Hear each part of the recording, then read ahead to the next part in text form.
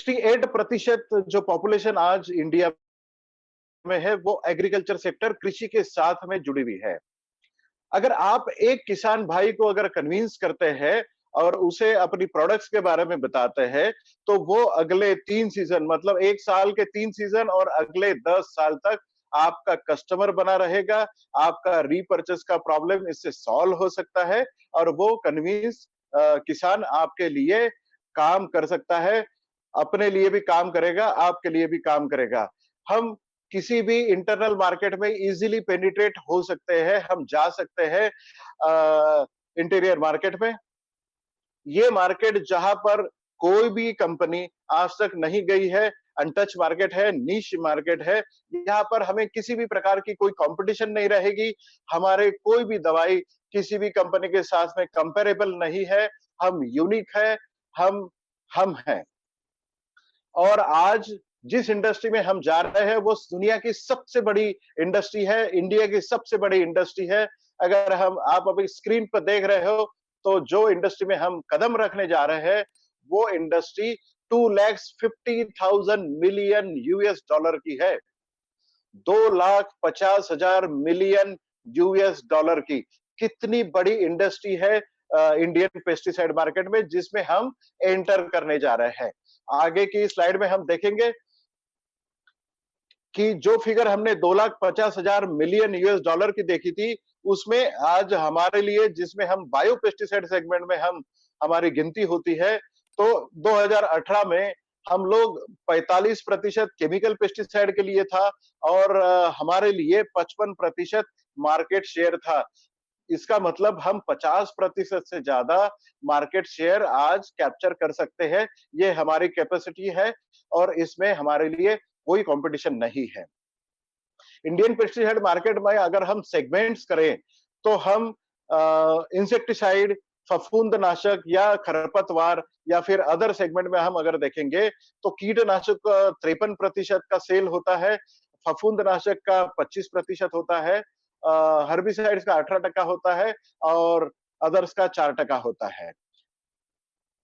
अगर हम इसी फिगर को अगर मार्केट को अगर हम सेगमेंट वाइज देखेंगे तो नॉर्थ इंडिया का 2018 में 25% मार्केट शेयर था, 30% साउथ इंडिया का था, वेस्ट इंडिया में 40% था, ईस्ट इंडिया में जिसमें उड़ीसा और वेस्ट बंगाल और पार्ट ऑफ बिहार आता है वो 14% था और नॉर्थ ईस्ट में आसाम से लेके आसाम, त्रिपुरा, सिक्किम, नागालैंड, मणिपुर और त्रिपुरा ये सभी आते हैं वो 2% ऑफ नेशनल सेल्स आता है। तो आप देख सकते हो कि आपके राज्य में कितने प्रतिशत सेल होता है।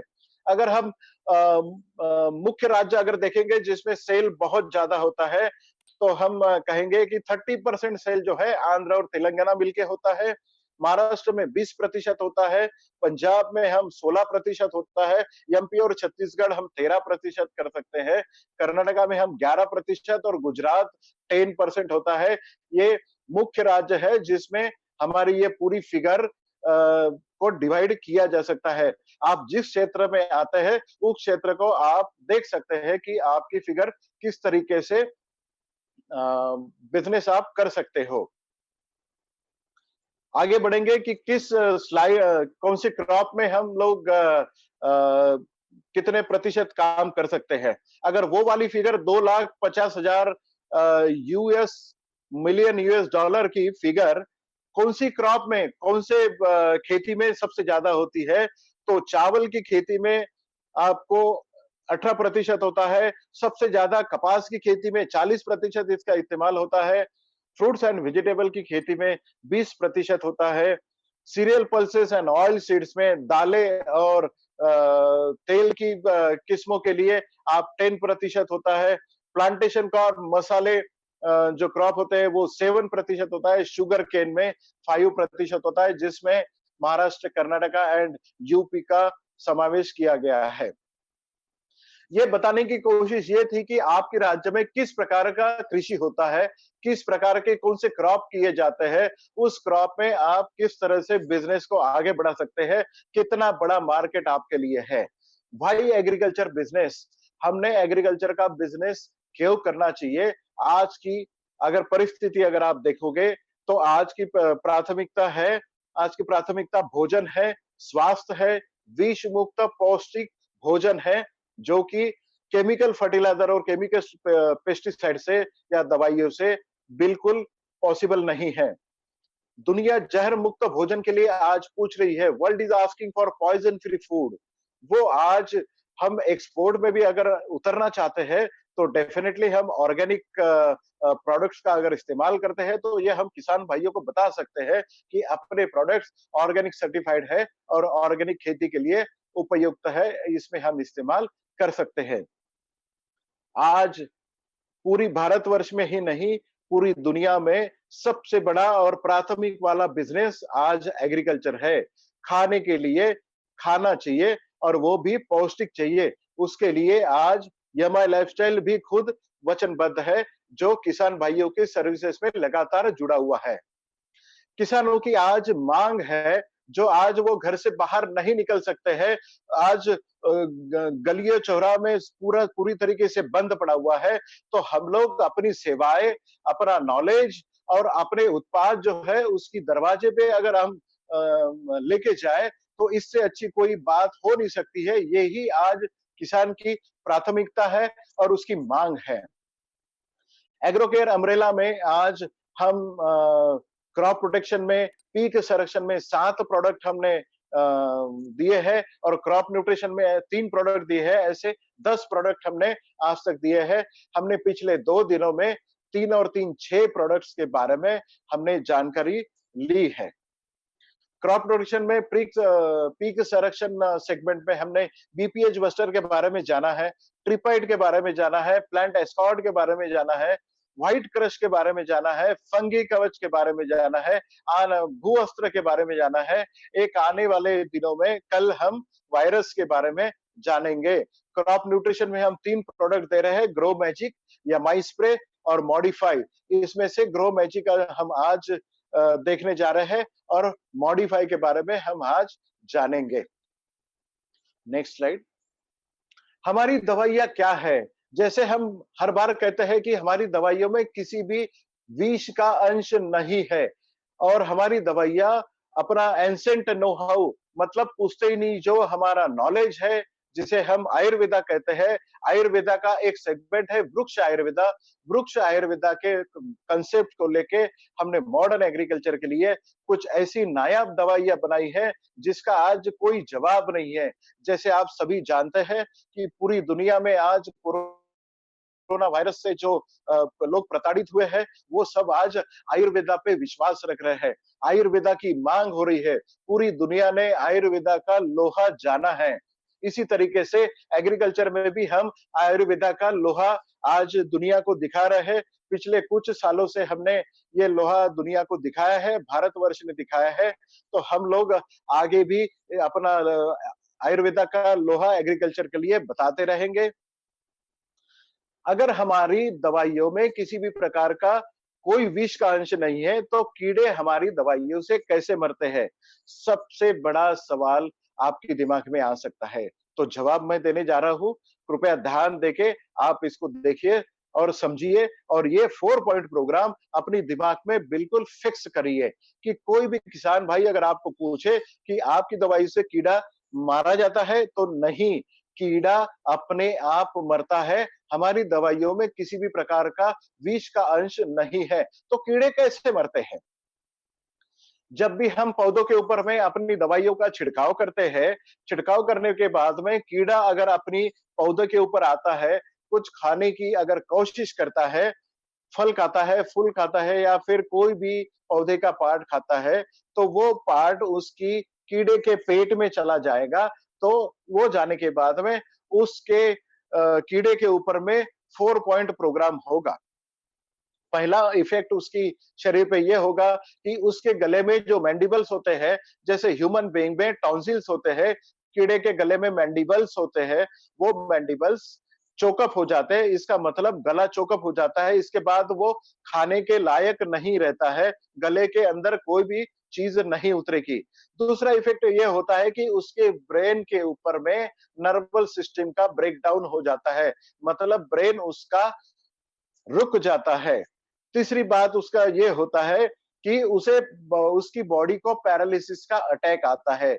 और चौथी बात उस कीड़े के साथ में ये होती है कि उसके शरीर से पानी बाहर निकल जाता है, कैल्शियम और सोडियम बाहर निकल जाता है। इस तरीके से कीड़ा जब भी कोई चीज खाता है फिर छिड़काव किए हुए पौधे का, तो वो 24 घंटे में अंदर में वो कीड़ा अपने आप मर जाता है। अगर आप ये कहोगे कि वो कीड़ा तड़प तड़प के मरता है, तो अपने पौधे का संरक्षण करना अपने लिए बहुत महत्वपूर्ण था।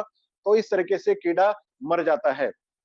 अपने प्रोडक्ट्स भारत सरकार के सर्वोच्च जो सर्टिफिकेशन है जिसका नाम है NPOP, national programme of organic product certification, जो आज हमारे पास है, जिसने हमें सर्टिफिकेशन दिया है। और इंटरनेशनल सर्टिफिकेशन भी अपने पास में है, जिसका नाम है international federation of organic agriculture material certification, IFOAM certification.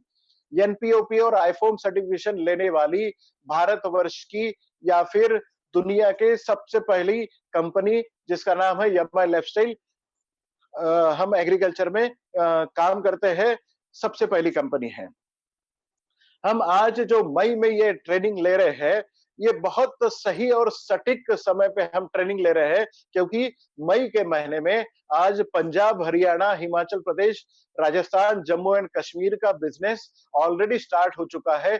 जिन लोगों ने कपास या फिर और कुछ किस्म की बुआई की है, या फिर किनो का आज ट्रीटमेंट शुरू हो गया है, बाहर ट्रीटमेंट उन्होंने लिया है, अंबिया बाहर जिन्होंने ट्रीटमेंट लिया है, उसमें आज भू अस्त्र का इमीडिएट इस्तेमाल वो कर सकते हैं जमीन में। अगर आपने बुआई करने से पहले 1 एकड़ में 2 से 4 किलो डालना है, या फिर बुआई होने के 1 महीने तक आप भू अस्त्र का इस्तेमाल कर सकते हैं।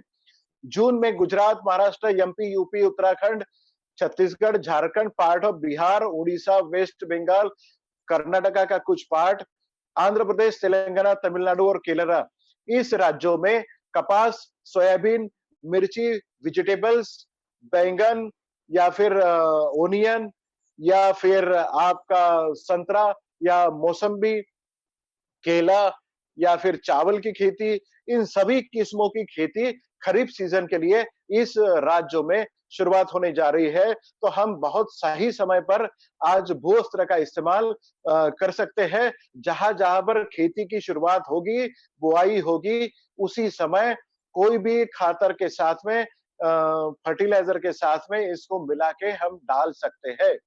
जुलाई की महीने में हम पार्ट्स ऑफ वेस्ट बंगाल, आसाम, नागालैंड, मेघालय, अरुणाचल प्रदेश, त्रिपुरा, मणिपुर, ऐसे कुछ राज्यों में शुरुआत होने जा रही है खेती की। तो हम बहुत सही समय पर ये ट्रेनिंग ले रहे हैं, ताकि आप सभी को ये नॉलेज मिलता रहे। मैं फिर से आग्रह करूंगा, जब जब भी आपको समय मिले, उस समय आपने सभी किसान भाइयों को इस दौरान आपने जोड़ना चाहिए और उसे भी ट्रेनिंग सुनने का मौका देना चाहिए। आगे बढ़ते हैं, ग्रो मैजिक, अपना पहला प्रोडक्ट जो आज हम सीखने जा रहे हैं। ग्रो मैजिक, नाम की तरह ही ये ग्रोथ के लिए मैजिक का काम करता है। ग्रो मैजिक एक नैनो टेक्नोलॉजी बेस पहला भारतवर्ष का एकमात्र ऐसा प्रोडक्ट है जो सर्टिफाइड नैनो टेक्नोलॉजी के साथ में बनाया गया है। इसमें जस्मोनेट नाम का एक प्लांट अल्कलॉइड होता है, जो एक प्लांट हार्मोन की तरह भी अपने पौधे में मौजूद होता है। जस्मोनेट, जिसे केमिकल नेचर में पहले स्लाइड में हम देखेंगे कि जस्मोनेट एक प्लांट हार्मोन होते हुए वो जस्मीन ऑयल, मतलब जस्मीन ऑयल से इसे एक्सट्रैक्ट किया जाता है। ये बहुत इंपॉर्टेंट रोल प्ले करता है बायोटिक एंड अबायोटिक स्ट्रेस, मतलब पानी की कमी हो या फिर खूब एक्सट्रीम बारिश हो रही हो, या फिर हवा की बहुत तेज आंधी हो, या फिर कम हवा हो, कम ऑक्सीजन में हो, या फिर फर्टिलाइजर बहुत ज्यादा गिरा हो या कम फर्टिलाइजर हो, ऐसे समय में या कीड़ों का या फफूंद का बहुत ज्यादा अटैक हो, ऐसे समय में अपनी पौधों को टिक पाना संभव नहीं होता है। इस समय जस्मोनेट या ग्रो मैजिक आपके पौधों को टिकने के लिए मदद करता है। ये आपके रूट इलॉन्गेशन मतलब जड़ों को बढ़ाना, बीजों को जर्मिनेट करना मतलब उगाने का, या फिर आपके फूलों को परागीकरण करना, फलों को आपको राइपनिंग करना, या फिर उसकी क्वालिटी को बढ़ाना, प्लांट का सीनेसेंस मतलब फूलों की मात्रा बढ़ाना, फलों की मात्रा बढ़ाना, ये सबका काम ग्रो मैजिक करता है। अगर एक पौधे के ऊपर में एक मैजिक मैं आपको बताऊंगा तो आप आश्चर्यजनक रह जाएंगे।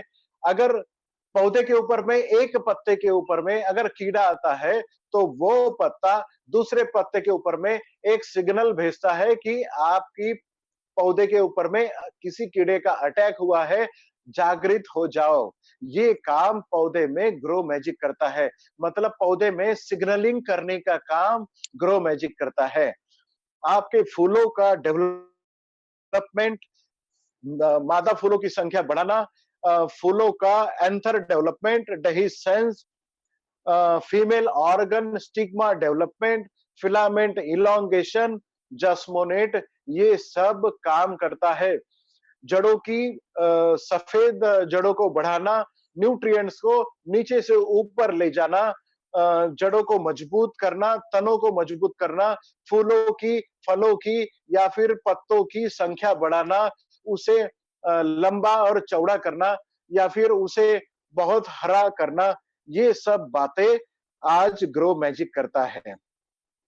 अगले साइड में हम इसके देखेंगे कि ये किस-किस इसमें टॉनिक का काम करता है।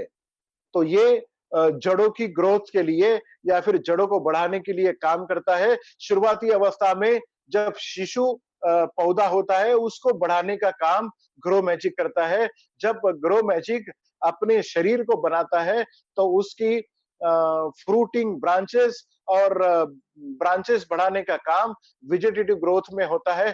पत्तों की संख्या बढ़ाता है, फूलों की संख्या बढ़ाता है, फूलों को नीचे गिरने से रोकथाम करता है, फूलों को फलों में कन्वर्शन करने का ये काम करता है, फलों का डेवलपमेंट करता है, फलों की क्वालिटी अच्छी रखता है, फलों की क्वालिटी बढ़ाता है, उसकी चमक बढ़ाता है, उसमें शक्कर की मात्रा बढ़ाता है, फलों की साइज बढ़ाता है, उसको क्रैकिंग होने से या बचाता है, उसको गिरने से बचाता है। और जब हम फल तोड़ते हैं तो मार्केट में ले जाते समय लंबे समय तक इसको आप रख सकते हैं। मतलब इसकी कीपिंग क्वालिटी भी आप बहुत अच्छी तरीके से कर सकते हैं। अगले स्लाइड में हम देखेंगे कि ग्रो मैजिक और क्या-क्या चीजें अपने लिए करता है। अगर हम शुरुआती अवस्था में अगर जमीन से बीज बाहर निकलने के बाद में अगर हम इसका इस्तेमाल करते हैं तो फोटोसिंथेसिस मतलब जब पौधे में carbon cycle, nitrogen cycle, carbon and nitrogen का ratio, fat synthesis, protein synthesis, carbohydrate synthesis, ये जो बायोकेमिकल रिएक्शंस चलती है, इस रिएक्शन में अहम भूमिका निभाने का, यानी कि अपनी पौधों में जो खाना बनता है, वो खाना बहुत ज्यादा मात्रा में बनाने का और वो खाने को पत्तों से हर ग्रोइंग टिप में पूरी पत्ते की शरीर में या पौधे की शरीर में पहुंचाने का काम ग्रो मैजिक करता है। और ग्रो मैजिक कितना बहुत जबरदस्त आपके पौधों के ऊपर में काम करता है, इसलिए इसका नाम रखा है ग्रो मैजिक। ये फ्रूट का colour, flavour, odour, texture, structure ये सब बढ़ाता है। कब कब ग्रो मैजिक देना चाहिए? ग्रो मैजिक आपने खाद का पहला जो डोज होता है ये केमिकल फर्टिलाइजर के साथ में भी मिला के आप दे सकते हो। एक बात मैं आपको बता दूं, किसान भाइयों का जो हमने प्रण लिया है कि किसान भाइयों का हम लागत आधी करेंगे और उसकी उपज डबल करेंगे। इसी कड़ी में मैं बताने जा रहा हूं कि ग्रो मैजिक अगर आप फर्टिलाइजर के साथ में मिला के आप देते हैं तो फर्टिलाइजर का डोज आप जो रेगुलर वो देता है उससे आधा करें। और उसके साथ में 1 एकड़ में जितनी भी केमिकल फर्टिलाइजर वो डाल रहा है उसमें आप 100 से 200 ग्राम ग्रो मैजिक मिला के दे, ताकि अगर वो 2 बोरी यूरिया डाल रहा है तो उसे कहे कि 1 बोरी यूरिया डाले। उसके साथ में 100 से 200 ग्राम मतलब 1 से 2 पैकेट आप ग्रो मैजिक डालें, ताकि वो अपनी खाद का खर्चा आधा कर सकता है। ये मैं क्यों बता रहा हूँ? इसके पीछे एक कारण है।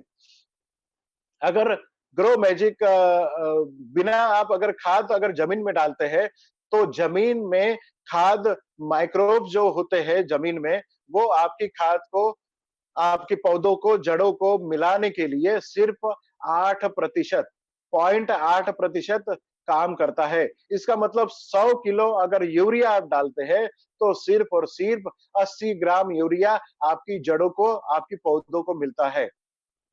आप समझ रहे हैं? अगर 100 किलो यूरिया अगर आप डालते हैं या फिर कोई भी खाद अगर आप डालते हैं, तो 0.8% मतलब 100 किलो के पीछे में सिर्फ और सिर्फ 80 ग्राम खाद आपकी पौधों को मिलता है। अगर आप ग्रो मैजिक उसके साथ में मिला के डालते हैं, तो वही 80 ग्राम की जगह पे वो 40 किलो खाद आपकी पौधों को लागू पड़ता है। मतलब 70 से 80% आपकी पौधों को आपका खाद मिलता है। ये मैजिक करता है ग्रो मैजिक। इसके लिए जमीन में पहले स्लाइड पे ही हम देखेंगे कि जमीन में सबसे पहले आप खाद के साथ में ग्रो मैजिक को मिलाएं। दूसरा, एक स्प्रे में आपने ग्रो मैजिक में लेना है। जब बीज ऊपर आते हैं, ऊपर आने के बाद में बीज जब 30 से 45 दिनों का हो जाता है जर्मिनेशन के बाद, तो आपने 1 एकड़ में 100 लीटर पानी के हिसाब से 1 लीटर पानी में 100 ग्राम मतलब 1 लीटर पानी में 1 ग्राम के हिसाब से आपने इसका छिड़काव आपके पौधों के ऊपर में ऊपर से करना है, स्प्रे पंप से करना है। ये पानी में घुलनशील है। जब भी आप पानी में मिला के इसको दे, तब एमआई स्प्रे का इस्तेमाल जरूर करें। एमआई स्प्रे के बारे में हम कल बात करेंगे, जो मेन अट्रैक्शन रहेगा। तो पहला स्प्रे जो आप करोगे, ऊपर से जो छिड़काव करोगे, वो पौधे के 35 से 45 दिनों के अंतराल में करोगे। दूसरा स्प्रे आपको करना है ग्रो मैजिक का आपके पौधों के ऊपर में, वो 60 से 65 दिन। जब पौधे के ऊपर में आपका फूल लगता है और फूलों का फलों के ऊपर कन्वर्शन होता है, तब आपने दूसरा स्प्रे मतलब दूसरा छिड़काव आपके पौधे के ऊपर में करना है, जब आपका पौधा फूलों के ऊपर होता है। 1 लीटर पानी में 1 ग्राम, इस हिसाब से 1 एकड़ में 100 ग्राम मतलब 100 लीटर पानी में अगर पानी की मात्रा अगर ज्यादा लग रही है, तो 1 लीटर पानी में 1 ग्राम के हिसाब से आप इसका इस्तेमाल कर सकते हैं। और कुछ एडिशनल इस बारे में ही बात करूंगा ग्रो मैजिक के बारे में। ग्रो मैजिक आपके फलों के ऊपर में किस तरह से काम करता है। अगर आपने मिर्ची के ऊपर अगर इसका छिड़काव किया, तो मिर्ची की साइज आपकी उतनी रहेगी जो मार्केट में आप ले जाते हो। बट जो मिर्ची एक मिर्ची अगर वो 12 से 15 ग्राम की होती है, तो उसका वजन बढ़ के 18 से 20 ग्राम होगा। साइज उतनी रहेगी बट उसका वजन बढ़ेगा। टमाटर की साइज उतनी रहेगी बट उसका वजन बढ़ेगा। सो अगर आपने गेहूं में, चावल में अगर इसका छिड़काव किया है, खाद के साथ में अगर आपने इसको दिया है, तो 100 दाने का वजन जो आपका रहता है, अगर चावल का अगर एग्जांपल लेंगे, तो 100 दाने का चावल का वजन जो है वो 60 ग्राम होता है, तो वही 60 ग्राम का वजन वो 80 से 90 ग्राम तक ले जाता है। मतलब ग्रो मैजिक जब भी आप खेती में इस्तेमाल करते हो, तो कम से कम 30 से 40% आपकी उपज की बढ़ोतरी होती है और आपका खाद का 50% एक्सपेंसेस कम हो जाता है। इसका मतलब ग्रो मैजिक के साथ में हम किसान भाइयों का करीबन 60% लागत कम कर सकते हैं। ये बहुत ग्रो मैजिक एक मैजिक की तरह आपके खेती के ऊपर काम करता है। किसान भाइयों को आपने अगर इसमें दिया, तो उनके जीवन में रिवॉल्यूशन आ सकता है। उनके जीवन को अच्छा बनाने में आप कारगर मददगार साबित हो सकते हैं और ये नोबल कॉज आपके लिए हो सकता है। आगे बढ़ेंगे अपने दूसरे प्रोडक्ट के ऊपर, जो आज हमारा सबसे इंपॉर्टेंट प्रोडक्ट है, जिसका नाम है मॉडिफाई। ये आज मॉडिफाई जो नाम हमने दिया है, आप स्क्रीन पे देख रहे होंगे कि पीएच अलग तरीके से लिखा हुआ है। पीएच एक मानक है, एक मेजरमेंट है, जो आपके जमीन का या आपकी पानी का, जो पानी का खारापन या मीठापन जांचने का एक मानक है, जो जिसे पीएच कहा जाता है, इसको हम सिंपल सी भाषा में बोलेंगे कि ये एक स्केल है, जो आपके पानी में या आपकी जमीन में जितने साल्ट्स है, या खारापन है, या फर्टिलाइजर एक्स्ट्रा के कारण जो जमीन बेकार हुई है, या तो उसका पीएच 6.5 के अंदर होता है, या फिर आपका पीएच 7.5 के ऊपर होता है। 7.5 के ऊपर हो तो आपकी जमीन खारी है, और 6.5 के अगर अंदर हो तो एसिडिक है। नॉर्मल जमीन और नॉर्मल पानी हम जांचते हैं, जिसका पीएच होता है 6.5 से लेके 7.5 तक। जहां पर बहुत ज्यादा बारिश होती है, जिस तरह का अगर हम एग्जांपल ले, वेस्ट बंगाल का, नॉर्थ वेस्ट बंगाल, आसाम, और उधर का जो पार्ट है, या फिर चावल की खेती जहां पर होती है पूरी भारतवर्ष में, या फिर आप कह सकते हैं कि जहां पर सबसे ज्यादा बारिश होती है, बहुत ज्यादा बारिश होती है एवरेज से ज्यादा, वहां पर एसिडिक जमीनें पाई जाती है, जिनका पीएच 6.5 से लेके अंदर होता है, वो एसिडिक पानी हो जाता है। और जहां पर पानी कम होता है, खाद बहुत ज्यादा इस्तेमाल होता है, केमिकल दवाइयों का बहुत ज्यादा इस्तेमाल होता है, जहां पर गन्ने की खेती होती है, जहां पर केली की खेती होती है, जहां पर फर्टिलाइजर का ज्यादा इस्तेमाल होता है, वहां पर हम जमीन को उपजाऊ ना बनाते हुए हम उसे अल्कलाइन या सलाइन, जिसमें खारापन हो जाता है, वो बनाते हैं। अपनी जमीन में अगर नॉर्मल पीएच में, मतलब न्यूनतम पीएच जिसे हम बोलते हैं, नॉर्मल पीएच जिसे हम बोलते हैं, वो है 6.5 से 7.5, जहां पर आज पूरी भारतवर्ष में इस प्रकार की जमीन मिलना आज बहुत मुश्किल हो गया है। मॉडर्न एग्रीकल्चर में पीएच अगर कम हो या नॉर्मल से ज्यादा हो, तब भी आपके जमीन में जो भी हम खाद डाल रहे हैं, वो आपकी पौधों को नहीं मिलता है। वो मिलाने के लिए जमीन में जो सूक्ष्म जीव होते हैं, उनको एक्टिव करने के लिए हमें मॉडिफाई आजकल इस्तेमाल करना होता है, जो आपकी जमीन के पीएच को मॉडरेट करता है। ये दोनों तरीके से काम करता है। जहां पर बहुत ज्यादा बारिश होती है, वहां आपकी पीएच जो कम हुआ है नॉर्मल से, वो पीएच को नॉर्मल लाने का काम करता है। और जो जमीन में या पानी में आपका खारा पानी है, जो खारे पानी को मीठा करके या खारे जमीन को मीठा करके नॉर्मल पीएच लाने का काम मॉडिफाई करता है। मॉडिफाई हमने हमारी पोर्टफोलियो में क्यों डाला, हमने ये प्रोडक्ट क्यों डाला? अगर नॉर्मल पानी अगर हम छिड़काव करने के लिए, खेतों को देने के लिए नहर से पानी, ड्रिप इरिगेशन से पानी हम देते हैं, स्प्रिंकलर इरिगेशन से जब हम पानी देते हैं खेतों में, तो अगर वो एसिडिक हो, तो आपकी जमीन एसिडिक हो सकती है। आप जो खाद दे रहे हैं, उसका इस्तेमाल सही ढंग से नहीं हो सकता है। जो दवाई आप उस पानी में मिला के दे रहे हैं, उस दवाई का आपको सही तरीके से रिजल्ट नहीं आ सकता है, रिजल्ट नहीं मिलता है। तो पहले उस पानी को, उस जमीन को आप नॉर्मल बनाएं। उसके लिए जब भी आप इरिगेशन करें या जब भी आप पानी इस्तेमाल करें छिड़काव के लिए, तब आप मॉडिफाई उसमें इस्तेमाल करें। ये लिक्विड फॉर्म में अवेलेबल है, ये बफरिंग सॉल्यूशन की तरह काम करता है। अब इसका डोज क्या हो सकता है? इसका डोज ये हो सकता है, नेक्स्ट स्लाइड में हम देखेंगे कि इसका डोज जो है, हम कुछ स्पेसिफिक डोज आपको इसका नहीं बता सकते हैं। इसका मतलब क्या है कि जो पीएच का स्केल होता है, 7.5 से लेके 12 तक हो सकता है। तो हम शुरुआती अवस्था में क्या कर सकते हैं, एक कांच की ग्लास में हम पानी भर के लेंगे। पानी भर के हम लेने के बाद में उस ग्लास में हम एक-एक बूंद मॉडिफाई डालेंगे। हम 1 लीटर पानी में अगर एक-एक बूंद मॉडिफाई डाल रहे हैं, जब तक हल्का पिंक कलर पानी का नहीं हो जाता है, तब तक हमें एक-एक बूंद डालना है। हमें पता चलेगा 1 लीटर पानी में कितनी बूंद डालने के बाद में हल्का गुलाबी कलर हुआ है, फेंट पिंक कलर हुआ है। जब तक फेंट पिंक कलर नहीं होता है, उस पानी में हमने एक-एक बूंद मॉडिफाई जरूर डाल देना है। जब हल्का फेंट पिंक कलर हो जाएगा, गुलाबी कलर हो जाएगा, तब हमें डोज पता चलेगा कि हमारा पानी कितना खारा था या एसिडिक था, उसमें हमने कितनी बूंदें डाली। 1 लीटर पानी के लिए अगर हमें 4 बूंदें लगी है, तो 15 लीटर पानी की स्प्रे पंप में हमें 60 बूंदें डालनी पड़ेगी।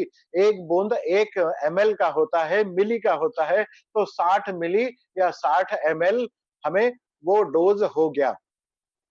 इसका इस्तेमाल हम कहाँ-कहाँ कर सकते हैं? आजकल सब पता है, जब अगर आप खेती में पंजाब, हरियाणा में नहर से पानी देते हैं, खेतों में नहर से पानी छोड़ा जाता है, जिसे हम फ्लड इरिगेशन बोलते हैं, उस दौरान आप इसको एक सलाइन के दौरान एक-एक, एक-एक बूंद आप खेती में जहाँ से पानी नहर का खेत में घुसता है, वहाँ पर आप इसे सलाइन से एक-एक बूंद डाल के दे सकते हैं, ताकि आपका पानी मीठा होके आपकी खेती में जाए।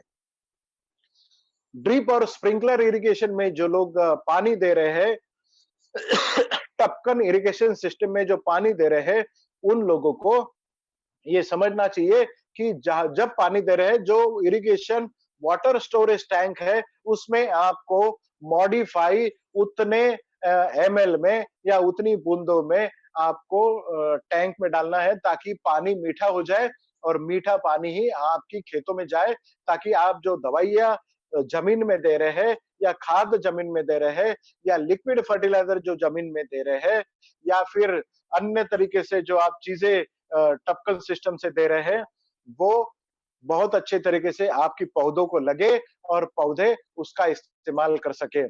जो टपकन सिस्टम होता है, ड्रिप इरिगेशन सिस्टम होता है, उसका साल्टिफिकेशन होता है। कभी-कभी नमक अंदर से लग जाता है, उसकी लाइफ कम हो जाती है। अगर आप मॉडिफाई उसमें इस्तेमाल करते हैं, तो बहुत अच्छे तरीके से आप लोग इसका इस्तेमाल करके उसकी लाइफ अगर 3 साल की है, तो वो 5 साल तक आप उसको इस्तेमाल कर सकते हैं। उसमें साल्ट डिपॉज़िट नहीं होगा और आपकी ज़मीन भी उपजाऊ होगी और आपका पानी भी मीठा होगा। पंजाब में एक बंदे का मैं एक्सपीरियंस आप लोगों से शेयर करना चाहूँगा कि उस बंदे ने इरिगेशन सिस्टम में जब पानी की कमी होती है, जब अब हम समर में हैं, आज हम धूप काले में हैं, धूप कालों में बहुत सारी जगह पे टैंकर से पानी पहुँचाया जाता है। पीने का पानी जो है वो मीठा होता है और बाकी इस्तेमाल के लिए खारा पानी इस्तेमाल होता है। तो हमें गुजरात में भी ये देखने को मिला कि एक व्यापारी ने जो पानी सप्लाई का काम करता था, उस बंदे ने खारे पानी का टैंकर लेके उसमें मॉडिफाई इस्तेमाल किया और वो मीठे पानी का टैंकर करके उसने वो पीने के लिए दिया था। मॉडिफाई अगर पीने के पानी में अगर हम डालते हैं, तो वो पानी मीठा हो सकता है। बट मैं आज ही आपको क्लियर कर दूँ, ये खारे पानी को मीठा बनाने का तरीका ज़रूर है, बट ये इम्प्योर मतलब बेकार पानी पीने योग्य बनाने वाला कोई दवाई नहीं है। इसीलिए नाले का पानी, नाली का पानी पीने के योग्य बनाएगा, ऐसा बिल्कुल नहीं है। कुछ लोगों के मन में ये सवाल ज़रूर आ सकता है कि समुद्र का पानी मीठा कर सकते हैं? तो ऐसा उसका जवाब है ना। क्यों हम समुद्र का पानी मीठा नहीं कर सकते? जब सैचुरेशन लेवल के ऊपर सैचुरेशन लेवल क्या होता है? जब हम पानी में शक्कर मिलाते हैं, जब थोड़ी शक्कर मिलाएँगे तो वो घुल जाएगी। हम मिलाते जाएँगे तो वो घुलती जाएगी, बट एक समय ऐसा आएगा कि आपकी पानी में शक्कर डालें फिर भी वो घुलेगी नहीं। क्यों? क्योंकि घुलनशील नहीं है, सैचुरेशन पॉइंट के ऊपर चला गया है, जो शक्कर आपने बाद में डाली, वो घुलती नहीं है, उसे ही सैचुरेशन पॉइंट बोलते हैं। समुद्र का पानी जो सैचुरेशन पॉइंट के ऊपर है, इतना नमक उसमें है कि जो सैचुरेशन लेवल के ऊपर चला गया है, इसके लिए उसे सैचुरेशन से पॉइंट से निकाल के उसे मीठा नहीं किया जा सकता। बट जो खेती में आप पानी डालते हो, उसे ज़रूर मीठा किया जा सकता है। खारे पानी के टैंकर को मीठा किया जा सकता है। इसका एक और इस्तेमाल आसाम वगैरह एरिया में बहुत सारे लीडर अपने कर रहे हैं। एक और एक्सपीरियंस मैं उस उस एरिया के लिए बता दे रहा हूँ। उस एरिया में पॉन्ड में फिशिंग करते हैं, मच्छियों की खेती करते हैं। एसिडिक पानी में मच्छियों की खेती नहीं होती है, तो वो लोग क्या करते हैं, वहाँ पे जो पानी उनकी पॉन्ड में जमा करते हैं, उस पॉन्ड में पहले चूना डालते थे ताकि उस पानी को एसिड से निकाल के ये नॉर्मल पे लाया जाए या फिर खारा किया जाए। इसके पहले वो चूना डाल के उस पानी को इस तरीके से बनाते थे। क्योंकि मछली खारे पानी में तो रह सकती है, मीठे पानी में रह सकती है, एसिडिक पानी में नहीं रह सकती। इसके लिए उसे उन्हें चूना इस्तेमाल करना पड़ता था। बट आज मॉडिफाई जब से आया है, आपके एसिडिक पानी को जब तक हरा पिंक कलर नहीं हो जाता है, आपने उस पानी को मॉडिफाई अगर डाल दिया, तो उस पानी में बहुत अच्छी तरीके से आपको मच्छी पालन कर सकते हैं, मछली का पालन कर सकते हैं, बिना चूना डाले आप वहाँ पर कम खर्चे में, चूने के आधे खर्चे में आप वहाँ पर मछली पालन कर सकते हैं। तो आप देखिए कि आपके लिए कितना बड़ा मार्केट वहाँ पर भी अवेलेबल है। इस प्रोडक्ट को आप कहाँ-कहाँ इस्तेमाल कर सकते हैं, वो आप अपना दिमाग लगा के डेफिनिटली कर सकते हैं। जो पानी बेचते हैं, वो खारे पानी का जो टैंकर होता है, वो 800 रुपए का होता है एक टैंकर, बट पीने के पानी का 2500 रुपए का होता है। तो वही 800 रुपए का टैंकर लेके मॉडिफाई 200 रुपए का डाल के 1000 रुपए के जगह पे आप 2500 रुपए कमा सकते हैं। तो ये इस तरीके से मल्टी फेस, मल्टी बेनिफिट ये प्रोडक्ट है, जिसे आप खेती के लिए जरूर इस्तेमाल करें। जब जब भी स्प्रे पंप आपकी स्प्रेइंग के लिए उठेगा, तब तब आप मॉडिफाई आप उस पानी में डालेंगे। जब जब खेती में खाद दिया जाएगा या टपकन से पानी दिया जाएगा या ड्रिप इरिगेशन से पानी दिया जाएगा, तब तब आपको मॉडिफाई का इस्तेमाल करना है। इसका मतलब क्या है कि कोई किसान जब भी स्प्रे पंप स्प्रे करता है, तब तब मॉडिफाई का इस्तेमाल उसे जरूर करना है। आगे बढ़ते हैं।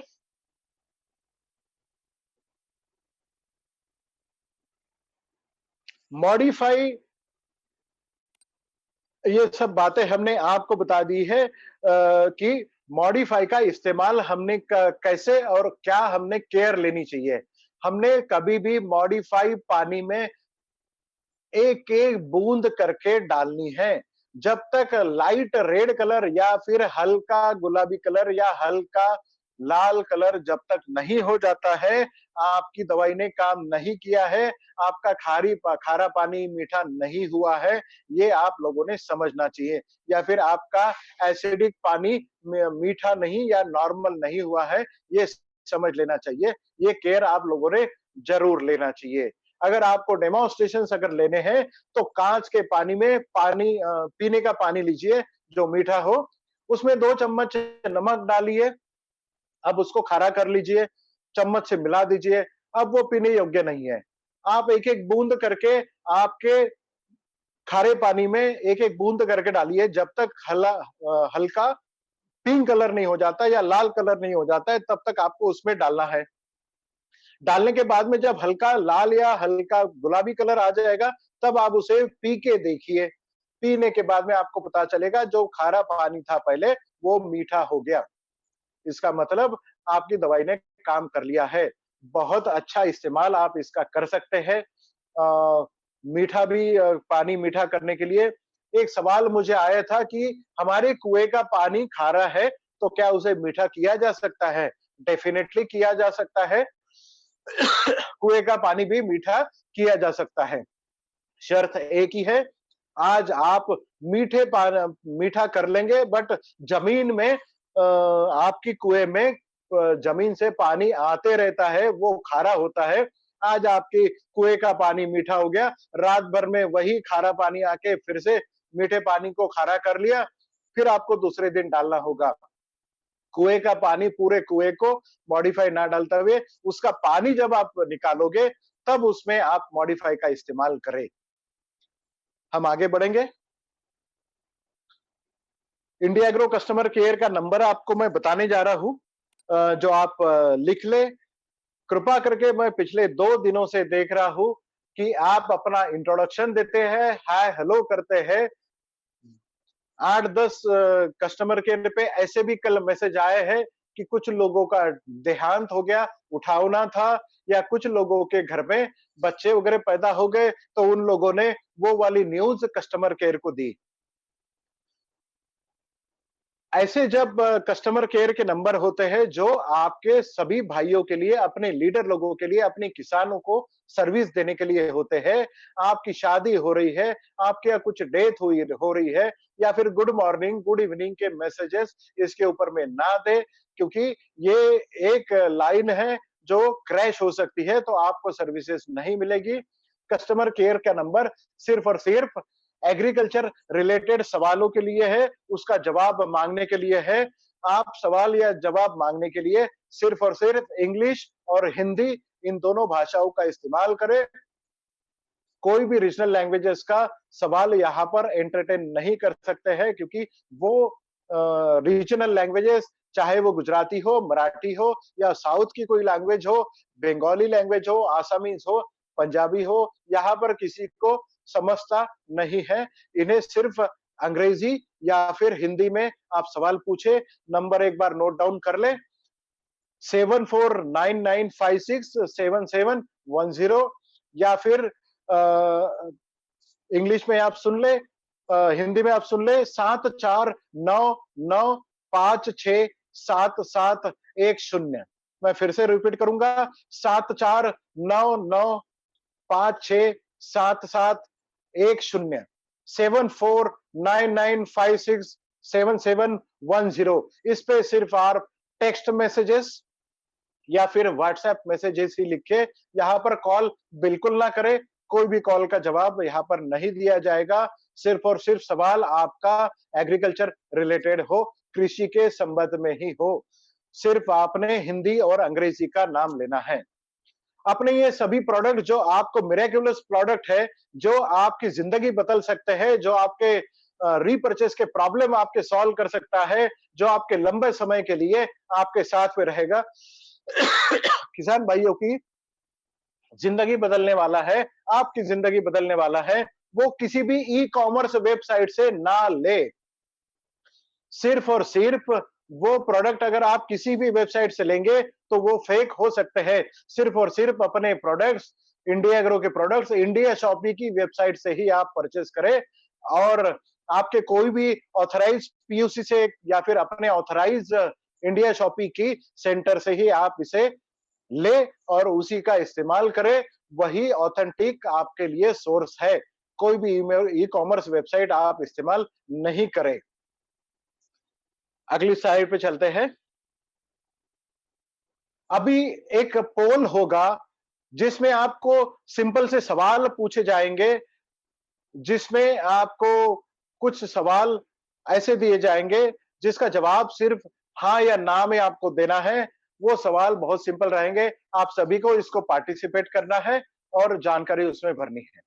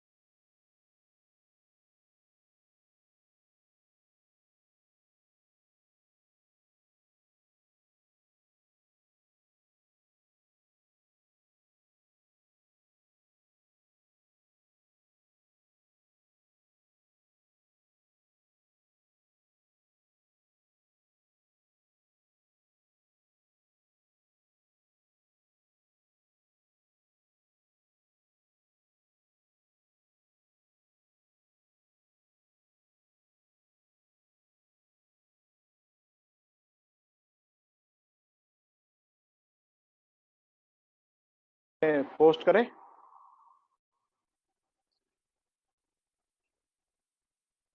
मॉडिफाई आप हर फवारनी में डाल सकते हैं, हर छिड़काव करते समय आपको इसको इस्तेमाल करना है।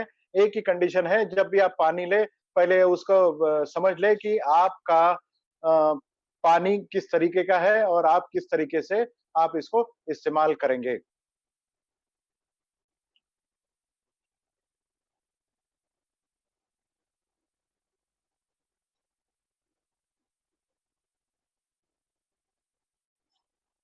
आपके चैट रूम में जाके आप सवाल पूछें। आप इसको इस्तेमाल करेंगे। मोहन जी सवाल आ गए हैं, आपका चैट खोलो। हाँ, आप जब भी पानी में, पीने की पानी में, अगर खारे पानी में आप अगर मॉडिफाई डालते हैं, हल्का सा लाल कलर अगर होता है, तो वो पीने योग्य जरूर रहेगा, बट शुरुआती अवस्था में वो पीने के योग्य होना चाहिए। ना पीने योग्य पानी को मीठा करके आप वो पी नहीं सकते, क्योंकि ये वाटर